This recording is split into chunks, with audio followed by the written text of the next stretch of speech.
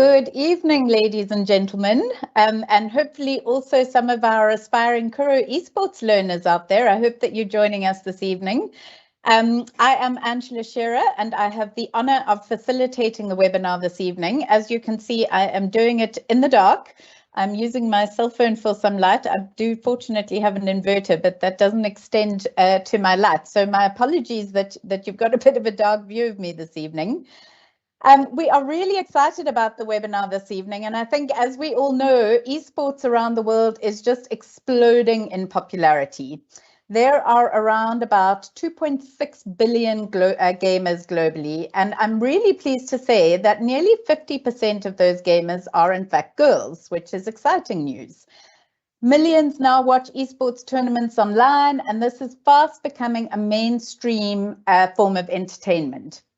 Since the formal introduction of esports at Kura in 2021, and we did some piloting of that actually during lockdown, we include both Minecraft and traditional esports in our esports programs at Kura. We've had thousands of our very own Kura learners participating in esports.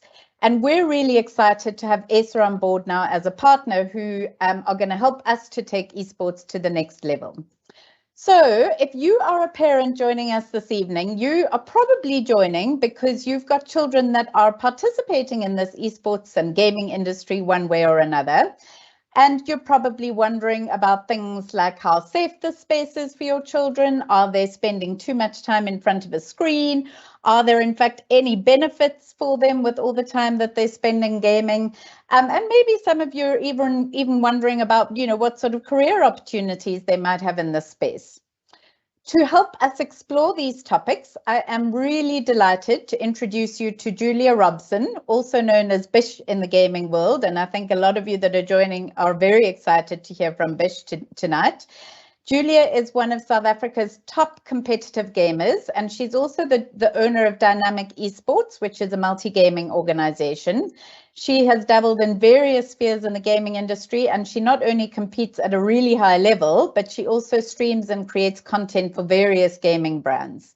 So Julia, thank you so much for joining us this evening to help educate all of us on why esports is an important part of our education, of youth culture, and maybe to also help dispel some common myths about esports and gaming, and share some tips for the parents out there, the teachers out there, on keeping children safe in online environments. We're so excited to hear your thoughts. Just to the audience, to the viewers out there, if you've got questions, there will be some time for us to do a Q&A with Julia at the end. You've got a Q&A chat on your screen, so you can post the questions there. We'll either answer them as we go along, or we'll do a Q&A, as I said, at the end with Julia. So with that, thank you so much, Julia. We are so excited to hear from you, and over to you. Thank you so much, Angela, and yeah, welcome everyone. It's very exciting for me to also talk about esports, and it's not my first rodeo, luckily, but we are moving into a space where more parents and kids are curious about the world of esports, or possibly just interested in finding out what we are talking about, quite frankly. And firstly, before we start, I just wanted to mention that I am unfortunately down with really intense bronchitis. I'm putting on quite a brave face at the moment, but I do apologize in advance if I have to mute my mic and cough. I'm really, really trying my best. But with that said, I would really like to kick off the session before we jump into a pretty lengthy presentation with a quick video that just depicts everything that we do in DNMK. So we'll show you guys a quick little intro on the esports industry, and then we will switch on to some gameplay. And I would encourage you guys to just keep a keen eye on what we call the lower thirds, will be the bottom left of your screen. There are some key titles that we've put in to explain what is specifically what we're trying to showcase. For example, communication, teamwork, dexterity, and so forth. And at the end, we'll also show you guys an example of what shoutcasting is. So this is just a visual representation of all the buzzwords that I'll be mentioning throughout the presentation. So with that said, let me quickly get my screen view up, and we will be off. ESL1 Cologne, the trophy sits in the center of the Lanxess Arena. 15,000 esports fans gather to witness Counter-Strike history being written.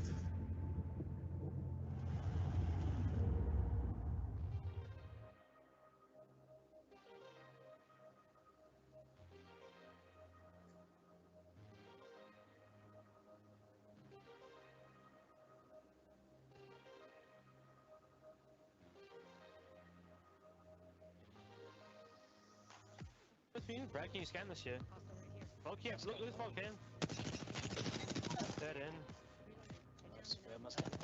On me, under me. This area. Push the tree. Yeah. Drop with me, Brad? Yeah. I'm covering him. Can you drop with me? Let's see at the bottom. Drop.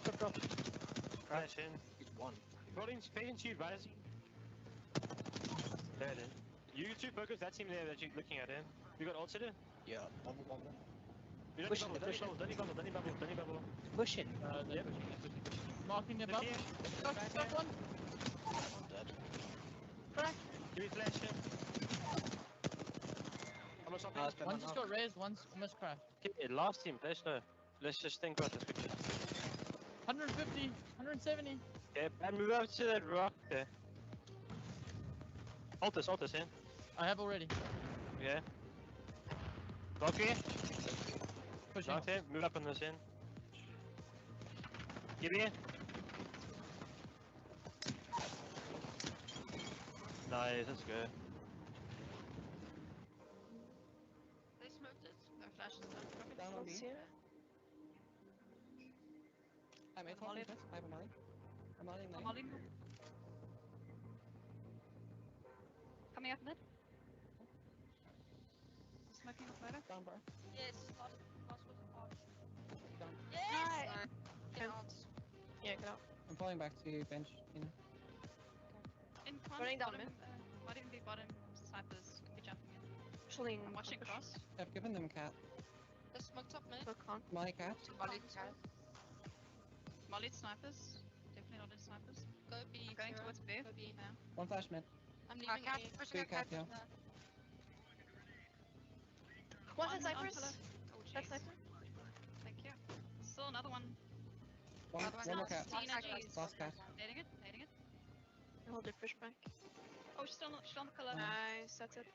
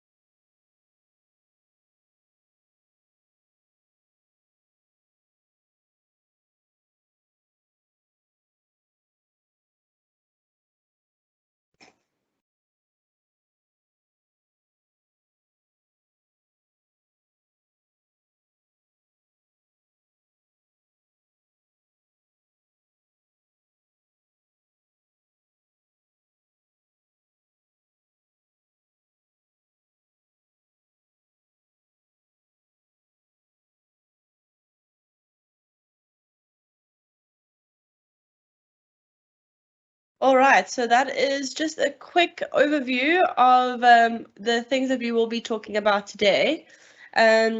Just to check if everybody is happy with the sound, if everybody's happy with my mic quality, let me know if you are.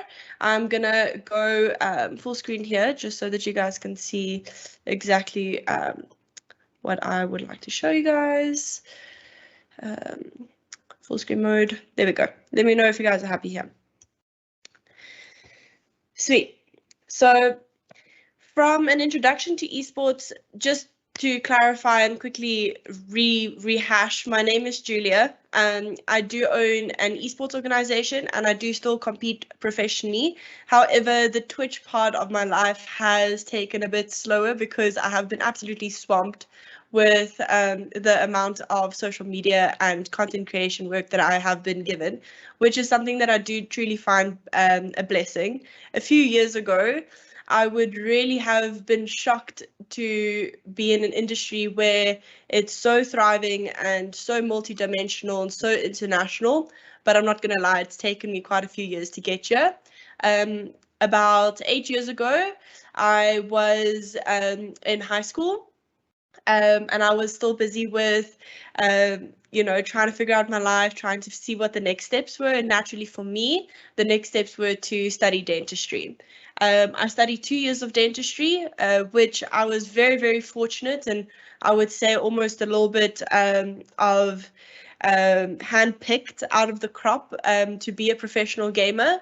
And I got offered a job opportunity in Taiwan, which I took. And it was only once I received the job opportunity when my parents allowed me to say, okay, this could be something, let's give it a shot, let's give it a go. And that is about 6 years ago.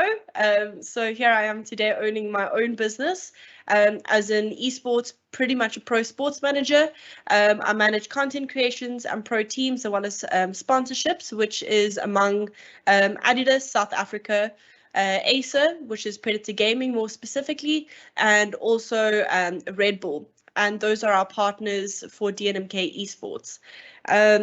And further to that, DNMK eSports, just to delve into a little bit of more detail, we were founded during the start of the COVID-19 pandemic, and we welcomed the digital communities of the local South African esports players with content creators to a team of dedicated individuals that's focused on the growth and development of the community. So that's very much our thesis.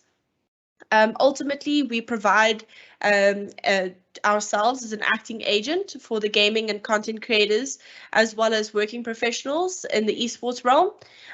We are a service provider to brands wanting to activate in the esports industry locally, and we are also brand ambassadors to Adidas South Africa and Acer South Africa, as I've mentioned. Further to that, we're a talent curator in the esports realms for athletes that are specifically competing at the highest level of the esports scenes in South Africa. We are also tournament specialists, production specialists, and the voice of the local esports community. So just going down. Why does esports have the largest youth audience? And this is quite something that I find very interesting to talk about, because often people ask me, why is esports such a big thing internationally? And ultimately, we have to look at the youth culture of today. I think we can look at high school students or even younger at this stage, showcasing that they are tech savvy, that they are connected, and that they thrive on social media. Those three pillars are something that's important to encourage, because when you look at the grand scheme of the digital realm that we live in, especially now pushed forward during the COVID-19 pandemic, we've seen that these students, specifically that play video games, fare much better in an environment where you have to learn online, where you have to socialize online, and where you have to utilize online content for learning. Julia, I'm so sorry to interrupt you quickly. Do you mind just sharing your slide deck again? It looks like it's dropped off. Has it? Okay, let me try again. Let me see. Is this better?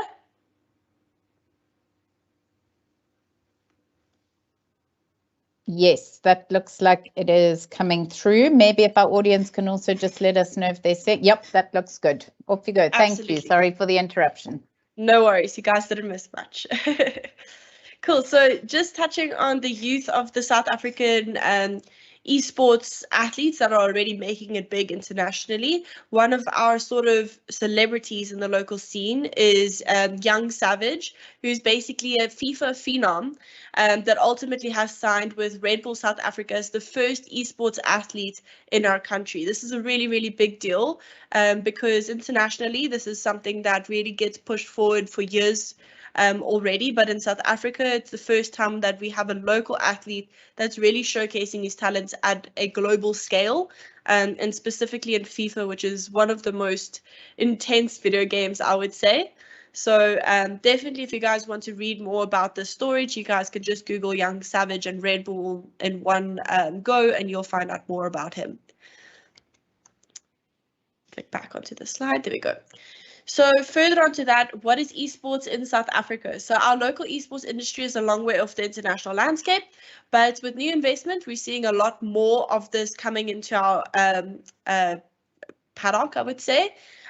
Annual Geek Technology Expos shows Rage Expo and Comic Con South Africa is the two most popular, and you guys have probably heard of them. Other than that, we also have University Sports South Africa that showcases leagues for tertiary education, high school leagues across South Africa cropping up everywhere now. The Kyalami 9 Hour that hosts virtual race annually, and professional esports teams that compete for complexity gaming. This is again just something a little bit more niche. If you guys Google complexity gaming, you'll see two South Africans, a actual doctor.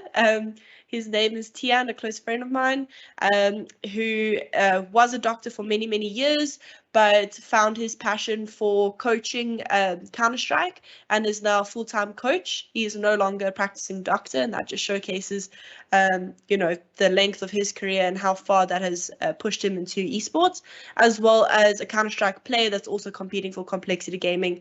And this is once again a very, very big deal because this has not happened before in our culture. Something to add to this list is obviously Kura, who is obviously going out of their way to educate parents and students on esports, and obviously offering their own esports platform, which is the first in the country and also something that we could be very proud and excited about. When it comes to just looking at the South African esports landscapes, I propped this little diagram up that's just to showcase some key tournament organizers, which you'll hear from ACGL, which is our local cyber gaming league, Nodwin Gaming, which is more of an international tournament organizer. We have our event, Comic Con Africa and Rage Expo, which I've mentioned. Then we have our esports organizations, which is also what we like to call our pro teams or clubs. You'll find ourselves, ATK, Bravado, and Goliath amongst the top 4. And then the media, you'll find Red Bull Gaming and Esports Central. And then I'm going to run through this because we really want to start talking about how we can create esports as a safe space. So if you guys do have any further questions on opportunities in esports, this is definitely where DNMK is here to help. Further that, so if you guys do have any questions, I will also pop my email in the chat, and then you guys can always just set up a session with me if you guys would like. So just to look at what the different opportunities are in esports, you have the opportunity to play. So this would be to compete as a professional athlete, to create content, and this would be more as a live Twitch streamer or YouTube streamer or just content creator in general. Or you could be a part of the broadcast team, which will slot you in as a shoutcaster, events host, TV host, radio host, any of those types of media spaces. That's where you will slot in. Then just to sort of delve in a little bit deeper into what makes esports this fantastic audience spectator sport is you'd look at content creation, streaming, writing, and media as your main focal points of I would say professions that come out in the business of esports. So content creation is really more the gateway that people get involved with esports. They see it on TikTok or social media and they follow and they find out about a new game or a new skill and they go try it out in game. That's again where a content creator's role is very important. Twitch streaming, we need no introduction to this, but if you've never heard of it, Twitch streaming is basically a platform, twitch.tv or YouTube. It's basically like if we can get BMW and Mercedes competing brands in a sense. But Twitch is your more niche gaming focused platform, whereas YouTube is a more multicultural, it's available for anything, as we all know. But they both have a very strong strategy for esports and gaming content. Then writing, we have another really fantastic space to get into esports and something that's very much underrated is writing guides, tutorials, recaps, journals, anything that really sort of brings the journalism and the writing side of esports to life. And on the media side, we have photographers, videographers, graphic designers, artists, game designers, the list goes on. So how to join esports is actually a question I get very often.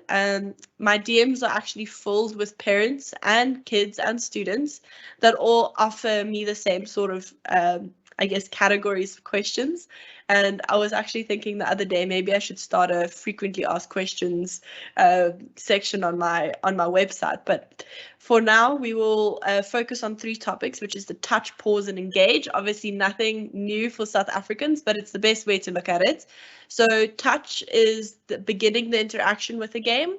This is start developing habits around it, becoming a part of your routine. This would just be competing, not even competing, in fact, it would just be participating in the game, jumping into a lobby, getting your friend or your brother or your sister to compete with you, play versus you, very much how we would have experienced TV games in the start and how that evolved as a key foundation for millennials to now what we'll find as Fortnite lobbies or even more intense Apex Legends or even further than that, World of Warcraft. So then the next topic would be, excuse me, one moment.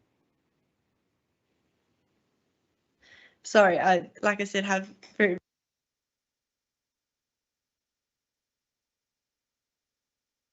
Julia, we've just lost your sound again.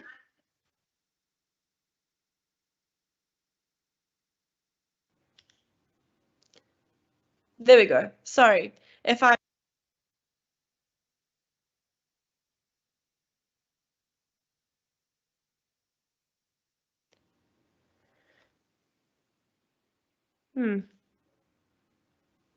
Hello?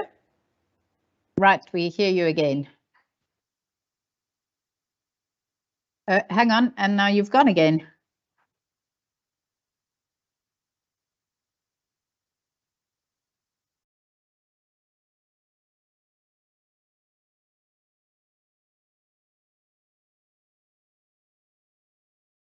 I think there we go. I think it should be good. There we go. Yep, Sorry, I just had to reshare. Go for it. Fantastic. Sorry about that. So on the pause side, we have to wonder just how much further the rabbit hole goes and discover the community that has sprung up around the game. So at this stage, you would really just sort of take a second to realize that there is so much more for you to explore. And this is generally the point where parents get very concerned, where their kids get completely obsessed with the fact that there's so many people that they're talking to, there's so much to learn, there's so much to explore in the games, there's so much tricks to learn, there's so many new strategies to learn, and this is really the point that scares people at the pause section. But it is also a fantastic space to have a sit-down conversation and put out some ground rules, but we will get to that in a second. I just wanted to highlight this in this narrative. And then the last part, which is really where you start delving into esports, and where we are very fortunate to be with Kura and have this discussion so that the pause part isn't so scary. But moving on to engage, where you start with an outline of topics and identified highlights, which can be applied to whatever subject you plan on discussing. So this is really just you sort of identifying what you want to do with esports and putting out that goals and setting a routine and start delving into esports a little bit further. Okay, so what do you need to start gaming? While gaming notebooks are designed to fit a multifunctional role, in this instance, they can be used as an educational tool to assist with schoolwork, as well as handle popular esports to a medium to high graphic settings. Your peripherals is generally your keyboard, your mouse, and your headset. And then for an optional added extra, because gaming notebooks these days do have 144 Hz monitors built into them, Thank you, Predator Gaming, for making that happen. I've been praying for that for a very long time. In fact, I'm pretty sure they go to 240 hertz now these days. It's kind of nuts. But it is an optional added extra, but it is definitely something to invest in and something that I personally highly recommend, specifically if you want a larger panel for kids and you know, just if you are concerned about eyesight or straining or any of those things. Then to just summarize all of that and really just take that pause moment into a really further lengthier session is having a reality check. Obviously, esports so far sounds fantastic. Why wouldn't you want to be a part of a multi-billion-dollar industry? Why wouldn't you want to compete internationally? Why wouldn't you want to learn about this entire realm of becoming an esports professional, content creator, Twitch streamer, further, etc., etc. But the reality is that, as with any professional sports, you really do need to have the perspective, perseverance, and passion for esports to become a reality for you. Like I said, I was someone that was really much handpicked. I was a professional dressage rider, dentistry student, and I took that entire life, chucked it in a box, and went into esports. For me, it's worked out because throughout my entire life, since the age of 13 years old, I've been attending LAN parties. At the age of 16, I was a professional Call of Duty player. I was the first female player to compete at a national level for Call of Duty 4. And just furthering that, it was something that came natural to me and my life. So it's definitely not something that I want to say everybody should do esports. I do want to say tread with caution, read, do research, go further, but really when it comes to just the casual level of esports, it is such a fantastic space to explore. Esports is growing, however, it is not all grown up just yet. In its infancy, we are not just able to guarantee success to everyone, and that's exactly what comes with perseverance. Perspective. Then from perseverance, to find success, one will need to have the grit to keep going, even if you can't see the results yet. And this is where a support structure is very important. And again, something that we can thank Kura for creating such a fantastic platform to assist with that perspective. And then lastly, passion, just being able to figure out how to stay passionate. Sorry.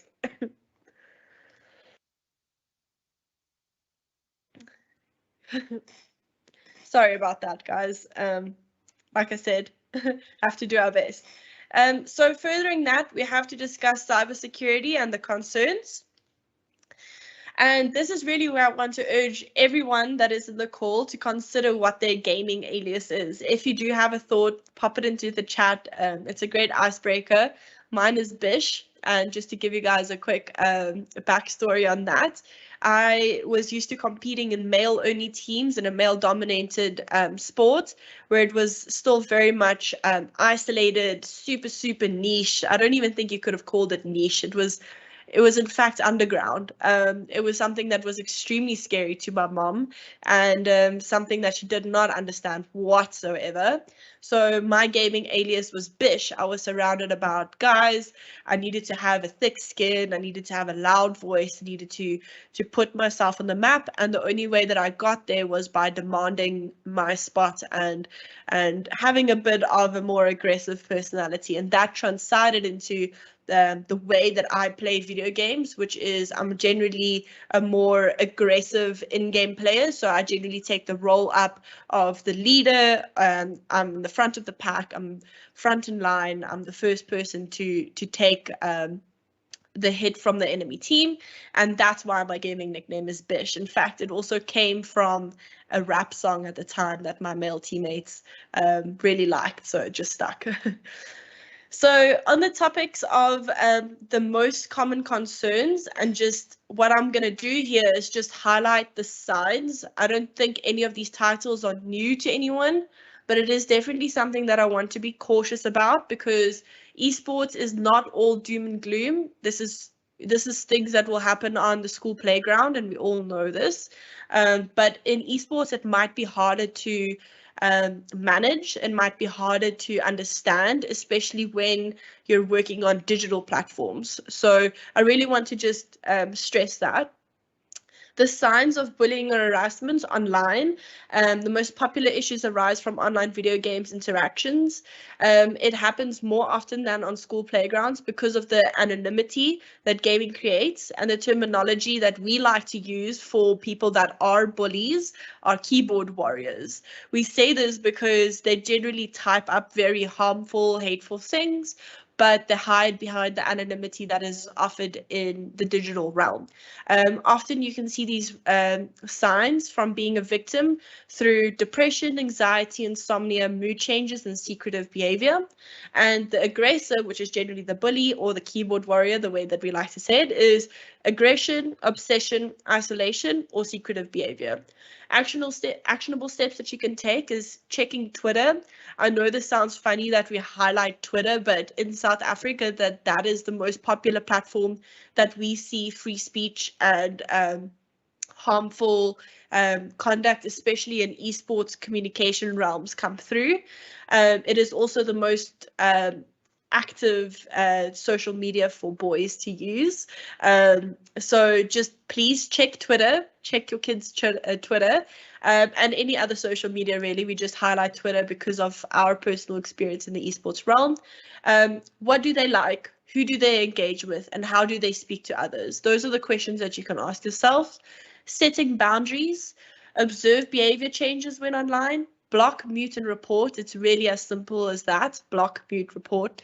And have a buddy system installed. Make sure that when you're playing video games, that the person that you're playing video games with is someone older or a friend or someone that, maybe a sibling or, anyone that you can really trust, to make sure that they are in a lobby together. I want to just delve into some keywords. If I do speak of some jargon, please let me know. But generally what we try to explain in buddy systems is that certain games, for example, Fortnite, is a lobby of 3. So when you play trios, you play as one person with 2 other players in the lobby. So what that means is if you're playing as a solo person that game, that you will likely be ended up with 2 complete strangers. And what that means is that you have a higher chance of interacting with bullying, harassment, hateful conduct, or any other sort of, concerns. It doesn't happen all the time, but that 1% or 10% that happens is really something that parents can be concerned of. And generally what you can do is just fill up that lobby with your friends and you won't have any of those issues. There's no way for another team to contact or interact with you if you're a full lobby, or you can play solos. Those are the best way of dealing with it. And again, this is where Kura's platform comes in, because you will be playing with full lobbies and you will not be interacting with other players. Show support and be present. I know this sounds funny, but especially to any parents listening, especially parents that are specifically a little bit more skeptical or a little bit more cautious about these topics, showing your support and just being present also allows the trust for someone to go to and say, I'm experiencing being harassed or being bullied online and I'm not enjoying this. What do I do? And there's something that you can move on from there. It's when you don't talk about it where the problems come in. So crude content, also nothing new here. Most online esports have access to chat functionality with teammates, and some even with the opposition. This is often a path to crude language or other content to be shared, similar to social media. Sites like Reddit and websites like LiveLeak, or even some content on Twitter and YouTube, can lead to exposure to pornography and gruesome content. And that's just the reality of being online. I think we can all attest to spam emails and spam SMSs coming through to our phones. It's no different on gaming. We are just way more present and way more engaging on gaming. So the chances of you coming across that is a possibility. And again, the signs that you can look at is what content do people consume, especially music is a thing that you can listen to. If the music has a lot of, and I'm talking a lot of crude words in it, not just like, the random radio song that comes up, then it's something to consider. Arrogance or secretive behavior. and also language changes. And I'm sure you can hear that from slang. And this is again that comes up in school playgrounds quite often. I know back in my days, the word it sounds so long ago. The word that everybody used to throw around was lank and awe and like all these funny, crazy things. And the more that you started using those words, the more you're like in with the cool people, or our parents and teachers would see them as the naughty people. So those are the signs that you can pick up quite a lot. And with esports, language changes is something that's completely natural. Talking about memes and pog and start using words that really just doesn't make sense to generations that aren't fully online. Those are just things that you can look out for. Actionable steps is to block/ban access to specifically Reddit, Live Leak, Hidden Lol, porn sites, and I would almost say Twitter to an extent. There's just no business for kids to be on Twitter. I don't see the point. Mute teammates in in-game settings, and there's always in any game that you will find, there is, even in rated 18 games, there is a selection in your game settings where you can mute your teammates before even jumping into a game, so you won't even hear what your teammates are saying. I know that sounds counterintuitive, but when you're playing as a solo player, it's sometimes not even worth it. Profanity filter in games. And you can, that's also across the board. It's a requirement for all online games to have. There is a profanity filter in the settings. You can just go look for it. It's generally very easy to find. And then taking note of new online friends. Learn to not click on links. This is probably the most important thing, is to install this one rule, is to never, ever, ever click on links. And then educate on risks of online friends, and just, you know, again, being present and supportive. So then what can you do? Oh, excuse me, I missed a, there we go. So phishing and doxing. Phishing is probably a word that some people might not have heard, as well as doxing.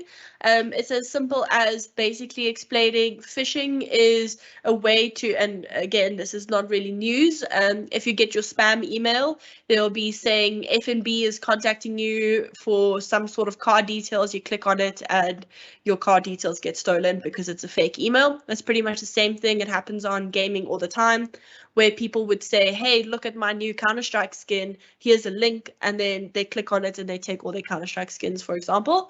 Or doxing would be a way to steal personal information. So again, the signs is, just to quickly run through the more official terminology of that. Phishing is the act of tricking a user to share their personal information, to steal credit card information or account information. Doxing is the act of leaking personal information to the publicly.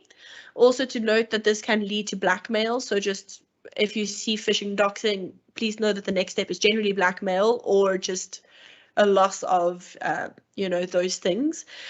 From a victim's perspective, you can, it can lead to depression, anxiety, insomnia, mood changes, or secretive behavior. And then from an aggressor's perspective, it's very similar: aggression, obsession, isolation, and secretive behavior. Actionable steps is to do research on topics. In-game skin scamming. Again, a little bit of jargon there, but in-game, and I'm sure some parents might hear of this, that in Fortnite there are in-game cosmetics that you purchase. As far as I understand, that in Fortnite it is not tradable, but in other games such as Counter-Strike, more prominently, there is a very large marketplace of skins that cost real rands and dollars, and they can be traded in between players. So what often happens is, like I said, your friend can send you a message, hey, look at my new skin. You click on the link and it locks you out of your account, and they have a keylogger and they just go for it. It's generally not that big a deal, but the person who owns a 2,000 Rand knife, or in the rare cases that your child maybe unlocked some Counter-Strike gloves, they will end up being 50,000 Rand real cash money. And that is 50,000 Rand that you would lose ultimately. So just be aware. Personal information leaks, sexting, revenge porn, blackmail, and online or blackmail online. I didn't want to touch too much on those topics. Again, everybody knows the reality of being online. This can happen on Instagram. This can happen on a phone. This can be something that you can be exposed to for never playing video games ever in your life, but it's worth me mentioning it. Again, what you can do, never ever click on links. Educate on the legality of actions, and this is more for kids that have ever considered doing this or have a little bit of a tendency to explore these options. Support victims of abuse. Explain the consequences of sharing personal information. Again, some explanation can go a long way.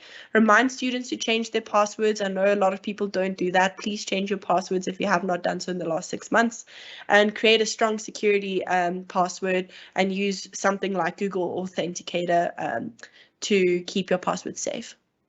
So just on the lighter, brighter side, and moving on from these buzzwords, is what can you do to prevent any of these things, or just, as we would like to say, be woke about, and that basically just means to be awake about what's happening around you. The first thing that you can do is to set boundaries. Be clear on the boundaries you set for online access. Find a mutual agreement on what's too much access and stick to it. And this you can generally expand. If your child is only a child, stick to YouTube Kids. If you're moving into more of a teenage realm, still remove Twitter. As you guys can tell, I'm not an advocate for Twitter. And then also, as they grow older, just understand that there needs to be some sort of mutual agreement that makes you feel safe, for them to explore, but also for them to be safe while they're exploring. Setting goals and support. It is important to set goals to achieve when gaming, to avoid mindless queuing. So mindless queuing, again, is when you're just playing video games without a goal. Again, that could be something that's very detrimental to someone's mental state. And that would just be, playing a game after a game after a game after a game without taking a break and not having a goal in mind. Ask the gamer to set a rank or achievement goal and support them reaching these milestones, e.g. Aim Labs.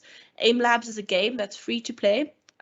You can, instead of mindlessly queuing Fortnite or mindlessly queuing a video game, instead play some Aim Labs, which is something that is highly stimulating, highly increase your dexterity, your hand-eye coordination, keeps you sharp, keeps your brain function sharp, and it's not necessarily considered as long. The queue is the game, how can I say, duration is not as long as a queue would be on Fortnite, for example. So it's shorter interims. Participate. I know this is something scary for parents, but educating yourself in the interest of gamers and being willing to participate, even if that's just spectating, even if that's just watching, is to be informed, and it also promotes trust. My mom never used to understand what the hell we were doing when we played video games. It got to a point where we were forced to set up our gaming PCs next to the TV so that she can watch Seven Dalan and also be engaged with what we were doing, because we wanted her to see us compete. We were competing, we were doing really well. We were the youngest South African athletes for 2 years running, my brother and I. He's 4 years younger than me. It got to a point that when we were screaming and cheering, she had to walk all the way to the garage to see what we were doing and walk back. So none of that anymore. We just put it all under one roof. And that was something that was really, really memorable for me, something that was really special for me, having that support, and that showed her participating. Promotion of health is the research shows that importance of exercise and nutrition for professional gamers to build stamina, reaction times. So healthy body, healthy mind. It's as simple as that. No further explanation needed there. Here are just some games, visual for you guys to remember. Roblox, Minecraft for your more younger crowd, kids that are generally under the age to play games that are more of combat sports. Then you have Aim Labs, which is something I mentioned. It's a way for you to practice your aim and dexterity without playing the real thing, like Counter-Strike, Call of Duty, Apex Legends, so on and so forth. And then World of Warcraft, which is a game that's highly intelligently stimulating and creatively stimulating, but it is a very hard game. So this is more for your 17-year-old pluses. Excuse me.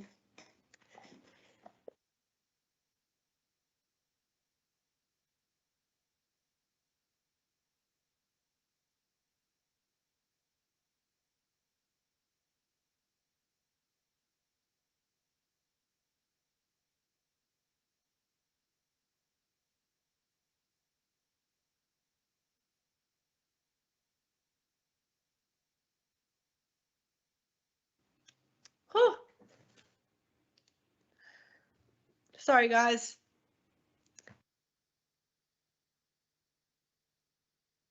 I think we might have lost your sound again, Julia, and I'm really sorry I'm not there to pass you a glass of water. I hope you're okay. There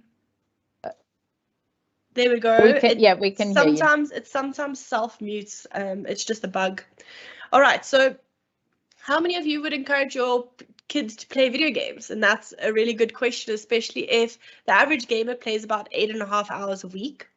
So just keeping that in mind, did you know that there are about 2.69 billion gamers worldwide, and they are fueling an industry estimated 160 billion US dollars? Well, here are some common myths and misconceptions about video gaming. And again, I'm just going to run through these. If you guys have any questions, let me know. But it's generally a myth that video games lead to increased violence and aggression. And in fact, there are many studies that showcase that this is not the case. In fact, it is so minuscule that it would count as only a small effect in the best of cases. Previous studies have also falsely tied players of games such as Call of Duty, Mortal Kombat, and other fighting games, which is probably on the aggression scale, probably the highest that you can get, to aggressive behaviors where they were faced with challenges in their everyday life, which is completely myth-busted. Another myth would be that games are addictive. And in 2018, gaming disorder was added to WHO's International Classification of Disease Manual. And addiction can be a misleading term. So I really wanted to highlight this to gaming. And it was found to be relatively short-lived. Subjects of a 6-month-long study of gaming addiction were found not to have the same addiction near the end of the study. So I really want to clarify that generally addiction could mean anything depending on your perspective of things. But generally the myth is considered busted.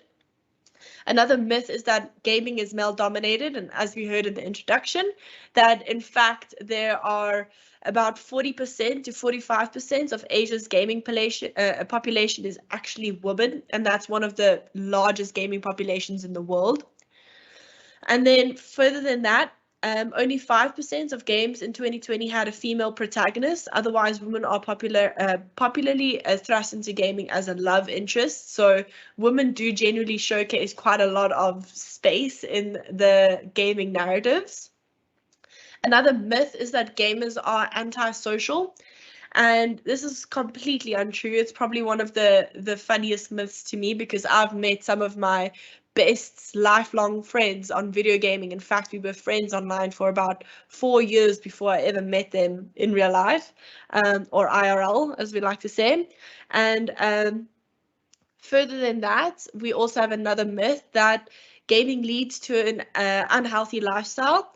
While not necessarily the cause, gaming can cause muscle and posture-related issues such as carpal tunnel syndrome and other eye issues. But other than that, unhealthy lifestyle really just starts with the person and gets propelled from the hobbies that they do. Gaming and esports is not the reason or the cause for it, but it is something that can be used as an excuse ultimately. So how can you go about preventing or rather assuring a healthy lifestyle with esports? The first thing that you can do is consider the 20-20-20 rule, which is 20 feet, which is about half a meter. Stare at something further away for 20 seconds for this period of time, and then for 20-minute intervals. And then furthering that, if you guys want to do some more research on healthy lifestyles, excuse me, guys.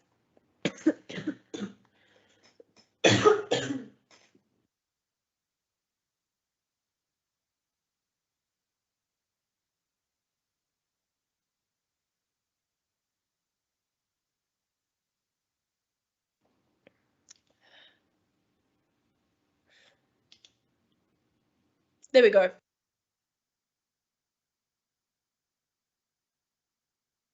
Oh, we lost you again.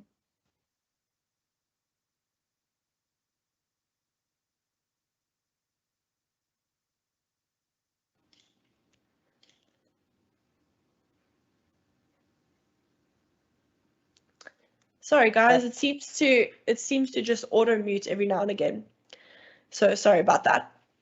Jane McGonigal is one of the people that did a lot of research on esports. So if you guys want to go do a little bit more of your own reading, I highly suggest searching Jane McGonigal. In fact, she has a TED talk on this that I highly recommend. And she is also focusing on the psychology of gaming. So if you're focused on the psychology and how games lead to aggression or depression or anxiety, I really encourage you guys to go read up on her studies. In fact, I'm pretty sure she has a book out now as well, which is also very intriguing. And then she, like I just wanted to mention, she touches on how gamers use gaming as a means of escapism. And it's something that she also focuses on the negative connotations of esports, and that could lead to real societal issues. And this is just something that she touches on and gives a lot more insight on. So I highly recommend the read. Then the 4 pillars of positive gaming, 4 proven ways that video gaming can be beneficial. This is more of the exciting, lighthearted part of the talk. That video games can help overcome depression and anxiety. Video games improve basic visual processes. Video games enhance executive functioning, and video games can also improve everyday skills. And I really want to focus on these 4 pillars because it's things that you will see from kids that use higher technology and digital realms to engage with, both creatively and as well as from an educational perspective, as a stimulating process. It's something that really pushes them and propels them into STEM careers. So STEM careers are science, technology, engineering, and maths. There's a high probability that a student of esports descent follows one of those pursuits. In fact, my brother is one of the purest forms of that. He was the antisocial gamer, had no friends, didn't want to leave the house, played video games, sneaked up and played games till like 3 a.m. in grade 8. It was quite ridiculous, to the point where my mom got so fed up, she had a discussion with him and said, listen, 75% average or no gaming PC. Obviously, that did not go the way that she planned. And after another assessment with my brother, she said, what do you need to thrive? And he said, I want to play video games because I love it. I enjoy it. I'm making friends here. Come meet my friends. Can I invite them over to play games with us? And so the relationship grew that over a few years later, my brother had explored so much of the video gaming realm and so much of the internet realm that he developed his first gaming platform at the age of 16 and is now studying a full bursary scholarship of his, in fact, I'm pretty sure this is his honors in psychology at the University of Stellenbosch. So I'm sorry, not psychology, what am I saying? Physics. And he's supposed to be the gamer, but somehow we switch roles throughout the process. So video games can improve your everyday skills, and just to touch on these things again very quickly, problem solving skills, decision making, communication skills, collaboration, and literacy skills are all the things that are encouraged in video gaming. On problem solving, you'll see that there's a gradual increase in game difficulty as you play. This is something that happens in all video games. There is tiers or levels or layers or ranks that you have to go through, and then playing against equal or higher ranked players in a competitive environment all increase these opportunities for problem solving. In games, I do need to mention that games such as Minecraft and Roblox for younger kids offer these types of skills as well. So it's not just competitive esports. Decision making, anything from pressure puzzles to playing against equally or higher ranking players in a competitive space. Again, I'd like to mention Roblox and Minecraft for younger students, and then also in the higher spaces, more strategy-based games like League of Legends, Dota 2, etc. Communication skills, as you guys saw in the start of the video, with the teams communicating at such a fast pace, you can almost not even hear what they're saying to each other, is because they've come up with a way to fastly communicate with their teammates during high pressure situations. So here you will see teamwork, communication, problem solving all happening in split seconds, firing off. But communication is one of the most important spaces for esports players to thrive on, and it's often seen as the backbone of esports.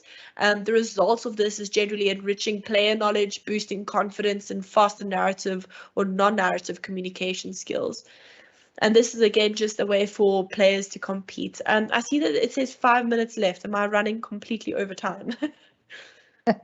That's fine. No, we can start wrapping up when you're ready, but we had some sound trouble, so go for it. Sorry about that again. So again, collaboration, you'll see this with teamwork. Literacy skills, this really comes through from communication. Generally 73% of young people who don't enjoy reading claim that video games help them feel part of the story and reading more book-based text. And this happens in games, popular games such as The Witcher, or I have to think of a few now. Uncharted, which is actually in the movies right now. Fantastic movie, by the way. Really great game for problem solving. It's an adventure-based game, and there's a lot of text that you have to read. And this is something that also increases kids' willingness to want to read. So what has Kura done differently to build a unique esports program in your school?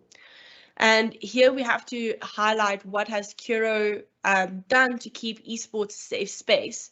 And I'm so happy to say that Kura is the only school body in South Africa to offer a unique gaming area designated for Kura's exclusive use.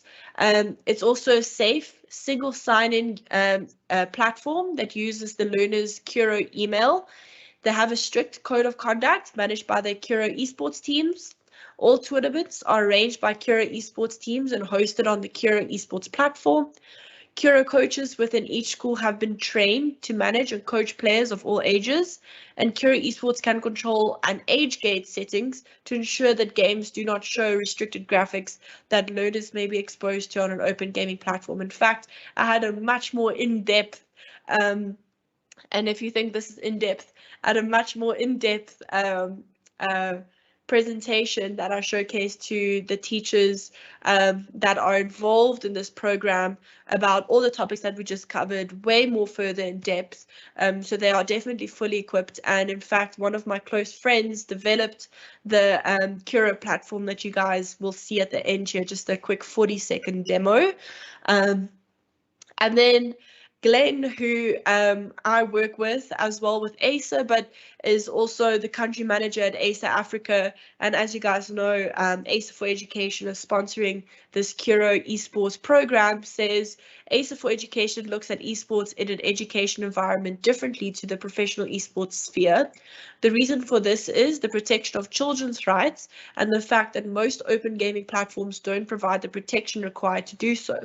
We all strive to look at esports and education holistically, and that includes exploring the benefits that PC gaming in a learning environment can achieve. And just to highlight those things, you'll see some of the buzzwords that he mentioned in that quote is exactly the lists that we brought up regarding the esports platform that is provided by Kura. But now that we've spoken so much about that, I would love to showcase to you guys exactly what the Kura esports platform looks like. And then I'm not sure if there is still time, but hopefully there's still time for questions because that's generally my favorite part. So here we go. Let me know if you guys have sound. Let me just see if it pops up. In fact, there's no sound in this. So this is just a sign in. You can see them signing in through their Kura learner email. This is how the platform looks when you jump into it. You can go into a test. Well, this is how a test platform looks like. But for the students, there will be tournaments and an academy awaiting for them where they can sign up, get their teams together, look at the brackets, see other participants and players, and then also see their results, see the brackets and times that they're competing in, and also post in chat and attach attachments. So this is also a way where moderators, teachers can interact with students and create a highly interactive but safeguarded platform to introduce esports to the school. And that is my 2 cents. I'm sorry that I kept you guys here so long, and I'm sorry for all the coughing, but I hope you guys enjoyed that.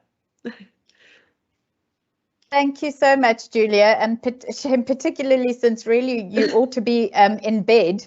I think, you know, just to reiterate what you've said, we're so excited to be working with ESA and yourself and other partners to really make sure that as we design the Kura eSports program and all the platforms we're using, we're taking all of those components that you shared to really make it powerful and a great learning opportunity for our kids. So we're really Absolutely. excited about what's possible. Yeah. So we do have a couple of questions. So we'll go through them really quickly just so that you can get to bed and everybody can get to their dinner. So the first one is, I'm a student and I've got a question for Bish. How can a student like me aspiring to be a competitor or a creator for Apex start with the restraints of being busy and not being able to properly engage and touch? I think that is something that comes up so often.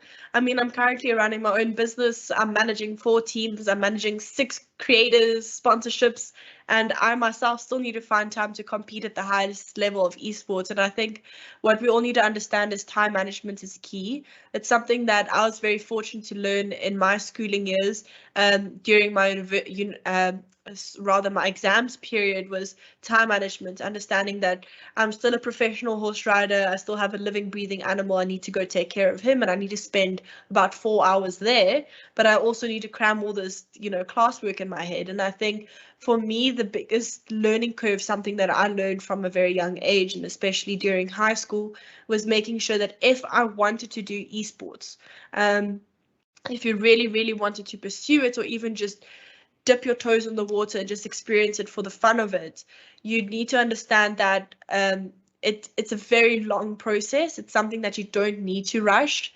You can take your time. You can take some weeks off. You can focus on your studies. You can focus on your exam periods, but also say put out 2 hours to stream or edit for 30 minutes. And really just make sure that you enjoy it. I think that's the biggest thing for me. As soon as it starts feeling like a job, your creativeness and your willingness to pursue this, your passion, is going to diminish very, very quickly, because esports ultimately is built on that camaraderie, that fun, that passion that comes from it, and it's propelled only in the later parts of your life when you get an opportunity to pursue it a little bit further. So I would say set some goals for yourself, realistic ones, and then look at your day and try and manage it all together. I think education is obviously extremely important. We all know that. And it's something that you need to also further your esports career one day. So making sure that you balance those things out and create some time for yourself is probably the best way. Awesome. And kind of linked to that question, sort of from the other side, a friend of mine has already started with his content creation. How can I help support him besides the obvious, which is watching his streams? How can be one of his teammates in games? I think the biggest thing, coming from a Twitch streamer myself, it's so much pressure to be a Twitch streamer and content creator and to always be happy and fun.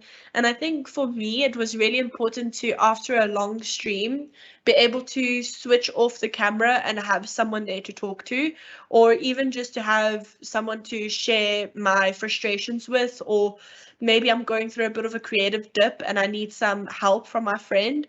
In fact, my mom unfortunately passed away from cancer last year, but 4 years ago, when I found out the first time that she had breast cancer, I found out during a live stream. And if it wasn't for the group of people that was waiting in Discord to talk to me and to console me, like, I probably would not have continued streaming for the rest of my life, because it was really tough for me to get through that. So I think understanding that being in the front of the camera is always the hardest position to be. So just being a supportive friend in general, I think, is probably the best answer. which is good advice generally, I think. So I think so too. Parents are not exposed to this. How do we monitor? I feel like kids spend long hours online and become really upset when we get them off, even for a few minutes. And I think you touched on quite a few ideas in the talk, but maybe you want to just give a few quick reminders on that. Yeah, just to rehash on that, I think the biggest thing is, for me, the first step to sit down and say, I see you've been playing a lot of Fortnite recently. What is your goal?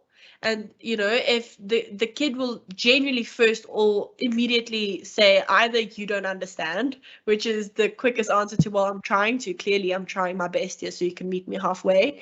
And the next step either to that is, or they'll be so stoked and excited to tell you about the next level that they're going to try achieve. And for you to take that as an opportunity to say, okay, well, this is a measurement tool. If you want to be a track athlete and you want to be the best in South Africa, you need to constantly place number one. And I need to be there to offer you physiotherapy and offer you these options. I'm not saying all kids want to be competitive gamers, but at the same time, if they want to spend a lot of time playing video games, they need to get somewhere. So for me, I think understanding that setting those rules, setting those ground rules and those goals from the start is a perfect way to understand where your child's mindset is it at. Is it out of rebellion because generally they'll respond differently, or is it out of pure passion and love for the video game, in which way they'll respond by saying, I want to reach this level, I want to be this person, I want to be that. And you'll generally see that excitement and that sparkle lights up. And I think that's something so precious, whether it would have been gymnastics or ballet or esports. Generally all kids have that, you know, fantasy of wanting to be something great, and I think that's so precious to have. So again, just setting those boundaries, and also at the end of the day, for me, understanding that maybe you don't like Fortnite or care, or, you know, at the end of the day, there's no way for you to keep a hawk eye on them. You have to sit next to them. You have to be engaged. You have to be like, what's that? What's that? Who are you talking to?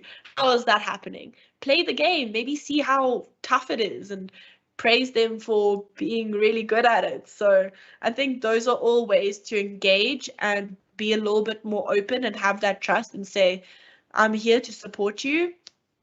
Meet me halfway. Yeah, and I mean, I think again, and also great just general advice, you know, whether it's esports or otherwise, having those conversations with your kids to understand what they're actually doing. Yeah. I'm going to combine these two questions. So does Roblox have an age restriction? It wasn't visible when he or she downloaded it. And then just a follow-up question, where can parents find a list of games that are age appropriate? So firstly, Roblox is not does not have an age on it. In fact, I'm pretty sure an infant can play it. There's literally, like, you just walk around and you build things. It's like basically game design for kids and even, you know, parents. In fact, I would say it's the perfect game to even just download on your phone if you feel like you want to be engaged in some sort of gaming technology without having to play Fortnite. You know, it's a really nice way of getting into it. So for me, I think Roblox is the fantastic space to be in, especially if you're offering it to a younger student. And even if this is not something that they're keen to do, like in esports, from a creative space, I've met a 9-year-old girl the other day that was walking around on Roblox on her phone, building horse stables. And I was like, how do you know how to do this? Like, I literally do this for a living, and I don't know how you're capable of understanding this. And that's just the level of cognizant development that we're offering and creative development that we're offering these days. So again, Roblox, amazing, highly recommend, as well as Minecraft, also no age restriction. I think the age restriction is 3 on Minecraft, might just be. And then on the list, I'm pretty sure you can just Google it, but all games are supposed to, by law, have an age restriction, and it should be as easy as Googling the title and just Googling age restriction next to it if you have any questions on that. Otherwise, on the downloads page on a game, for example, Steam as a platform where you'll download games on, there should be an age restriction. It's, again, a requirement by law to do that. So as simple as that. Great, thank you. Yeah, I have a 6-year-old, and when she is allowed her screen time, I always encourage that she actually uses that to play Minecraft or Roblox, because it is Absolutely. amazing, and it's amazing what they can do on it as And well. it's so much fun. It's so much fun. Yeah, no, she's learning all about electricity and levers and pulleys and all sorts of things. So Amazing. not a question, just a comment. Thank you for such a wonderful and informative session. Then just another quick question from a parent. How do I decide how long is too long for my primary school child? The $1 million question. Yeah. Primary school, obviously very young. I think it again comes down to time management. I've always put it as simple as that. For me, the rule is, how long would you like your kid to watch TV? Same amount of time. Because for me, video gaming is a way more stimulating, engaging form of consuming content if you're doing it on a casual way or form. For me, I got to choose the option. Do I want a TV in my house, or do I want a gaming PC? And I chose a gaming PC. I've literally never had a TV in my entire life, and I do not miss it. So for me, it's as simple as, how long would you want your kids to watch cartoons?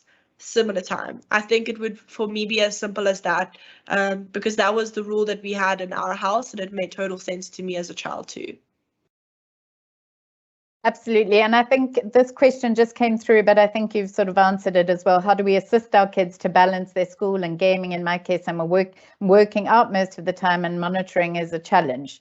So, yeah, I mean, I know for myself, Maya's not allowed to play on her screen, whether it's Minecraft, until she's done her homework. So, we've just set those boundaries. There's a routine around it, which helps me. Absolutely. And I think also, don't be afraid to utilize video gaming as a late at night activity, because for me, though it is extremely stimulating, obviously give it like an hour before actual bedtime. But for me, it's also something that is, like I said, highly engaging. It's brain work. It's something that is tiring, believe it or not. So don't be afraid to use it after hours. I don't think that it should be seen as a punishment in any way, shape, or form, because it's always as simple as, like, and in fact, it happens with dietary research. If you say you can't have that cool drink, you want to have that cool drink even more because you can't have it, and you have a subliminal craving for it. And rather than having that, scratching that itch. So for me, I would say, obviously, you're the parents at the end of the day. If I ever had to tell my mom, no, you're wrong, I would have probably been thrown across the room. No, probably not that bad, but she would have probably had a fit. So for me, it's as simple as setting the rules again. Don't be afraid of using gaming as a later night activity. It's, like I said, similar to watching TV. So if you want to monitor it, if you want to engage with it, I would highly recommend fitting that to your schedule. But also, I would, like I said, want to have encourage parents to instill some sort of trust in their kids. I think the reason why video gaming is so scary is because parents are often left in the dark, and the topic that always comes up, the buzzword, is always monitoring. You will never monitor video games, because at 6 o'clock when you come home, you don't want to sit mindlessly watching your kid play Fortnite anyways. So there needs to be some sort of installment and trust and values with your child, that that there isn't anything for you to monitor, because you have a good child that knows when to switch the mic off, how to mute, how to switch off profanity, not to click on links. And that's why I went through those signs and actionable steps. Education and support is the best way to go about it. There's no way that you can monitor your kids on the playgrounds during break. You can't monitor their social media, and, well, to an extent you can, but I mean, you wouldn't want to constantly be hawking and gawking and sneaking around on social media. So I think there needs to be an installment of trust and boundaries, and again, making playing video games a goal-orientated exercise. So it's not just that mindless queuing, that mindless gaming, but if it's, find out what's important for your kids. Is it because they're getting to spend time with their friends online? If that's the case, then encourage that. If the case is to rank up and get the next Fortnite skin, then encourage that. If the if the focus is to create content, then find something that you guys both find stimulating from a content creation perspective and encourage them to do that, because then there's a goal to set, there's something to achieve, and there's something for you to go back on and ask questions. How was Sarah? How was your game with Johnny? Did you enjoy ranking up to Predator? Like, all of these questions is way easier for you to get direct answers back on without you having to physically sit over their shoulder and see what they're doing. Yeah, absolutely. And just listening to when you were talking about the sort of signs and actions that you can take, I think playing esports gives our kids really a good opportunity to develop those skills, probably more so than other kids would. So, I think that's quite powerful. There's a question around how to join the Kura eSports program. I'll answer that quickly. I think just contact your school, whichever one you're at, and the staff there will be able to tell you how you can join in. I think there is still time to join some of the tournaments. Lots of thank yous and great information shared tonight, and hope you feel better soon. Sorry. Do you have to have a gaming PC to make it big in YouTube and Twitch? Yes. Unfortunately, the answer is yes. You can't do it on your standard gaming notebooks. This is where you start outgrowing your traditional rigs and start moving into really doing research as to which components is compatible. And again, I know I'm sidetracking here, but this is something that a lot of kids find so stimulating.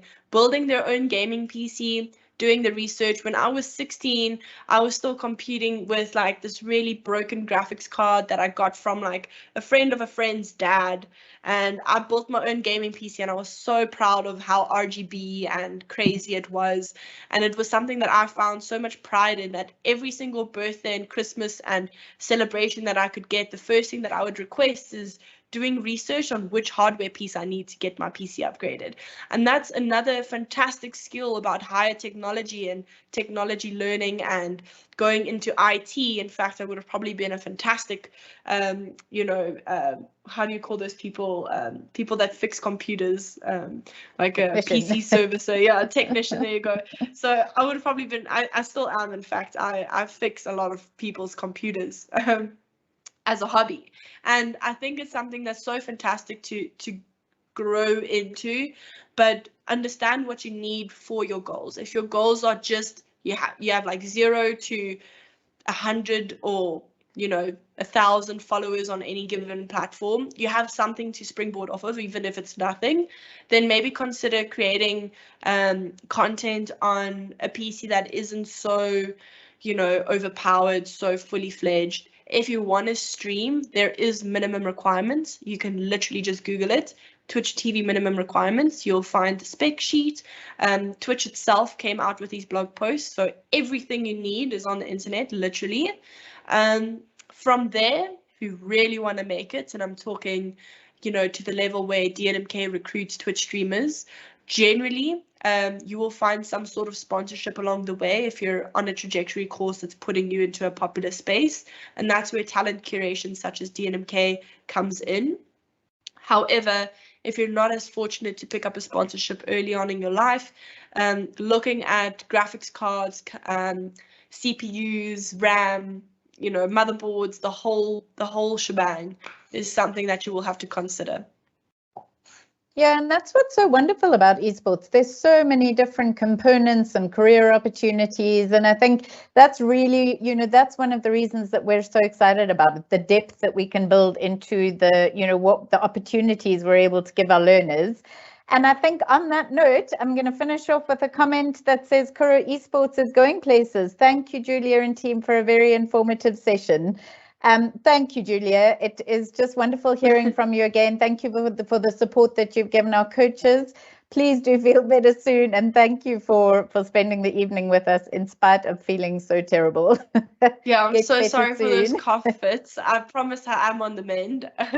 But yeah, I still have a few more days to kick the bronchitis. But yeah, I'm so happy to just have these discussions. And it's actually something that I said to Glenn from ASA the other day when we were having our quick brief, that to me it's so wonderful to be able to speak directly to students and parents and teachers who are literally in the front lines when we talk about esports. I mean, your kids are the next generations of my industry that I'm trying to build and establish in South Africa right now. And at the end of the day, one of your children is going to take my position and even further and blow my mind with the next piece of technology that's coming out. So I encourage everybody to not be afraid of technology, to not be afraid of interacting, because this is the space that we're going in. It doesn't mean that traditional sports are falling to the wayside. It doesn't mean that health and fitness is falling to the wayside. In fact, it's something that you engage with and appreciate so much more to such a further extent. And